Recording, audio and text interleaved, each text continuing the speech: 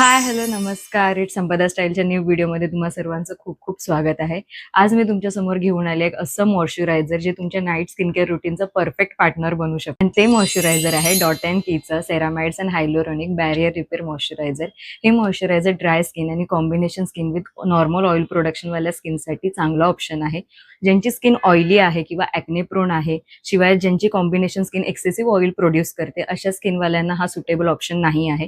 कारण ह्याचा texture creamy आहे, ऑइली आहे त्यामुळे. मॉइश्चरायझर मधील सेरामाइड्स तुमच्या डॅमेज स्किन बॅरियरला स्ट्रेंथन करायचं काम करतं, रिबिल्ड करायचं काम करतं. शिवाय ह्यातील हायलोरॉनिक ऍसिड तुमच्या स्किनला हायड्रेट करायचं काम करतं.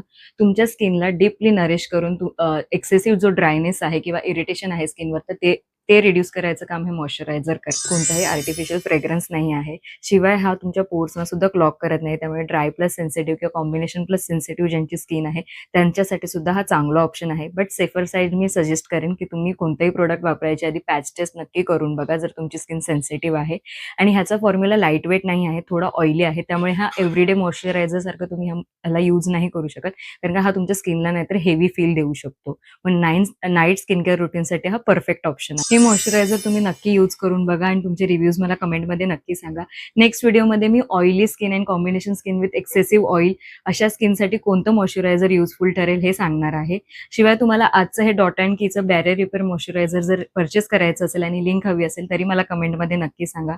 इट्स संपदा स्टाईलच्या इंस्टाग्राम पेजला फॉलो करा, यूट्यूब चॅनेलला सबस्क्राईब करा आणि व्हिडिओला लाईक करा, शेअर करा, कमेंट करा. असेच भेटू नेक्स्ट व्हिडिओमध्ये. तोपर्यंत stay tuned and stay healthy. Bye.